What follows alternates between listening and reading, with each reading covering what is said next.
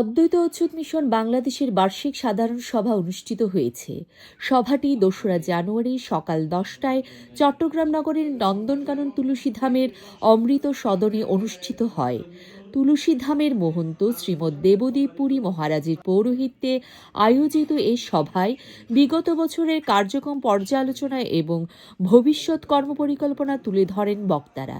অদ্বৈত অচ্যুত মিশন বাংলাদেশের সাংগঠনিক সম্পাদক অ্যাডভোকেট সুজন কান্তি দে'র সঞ্চালনায় এবং সাধারণ সম্পাদক হিরণময় ধরের সভাপতিত্বে সভা অনুষ্ঠিত হয়।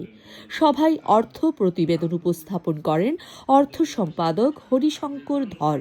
সভায় বক্তব্য রাখেন সুধাংশু রঞ্জন দাশগুপ্ত, সহ সাধারণ সম্পাদক শ্যাম দাস ধর, সজল চৌধুরী, রতন নাথ, সোনারাম ধর, ডাক্তার অপূর্ব ধর, ডাক্তার বিবরণ দাস, রূপন দে, বাসিরাম দে, রিক্ত চৌধুরী, কক্সবাজার জেলা থেকে সজল ধর, জনি ধর, প্রবীর দাস সহ বিভিন্ন জেলা, উপজেলা, থানা, ওয়ার্ড ও আঞ্চলিক কমিটির সভাপতি ও সাধারণ সম্পাদকগণ।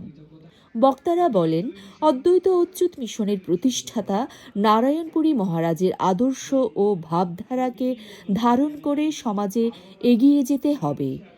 মানব সেবার মাধ্যমে মানবতাকে জয় করাই এই সংগঠনের মূল লক্ষ্য।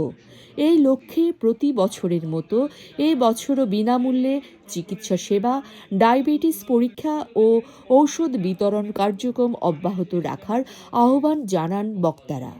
সঞ্জয় দত্তের তথ্যচিত্রে শিমলা চৌধুরী, চ্যানেল ওম, চট্টগ্রাম।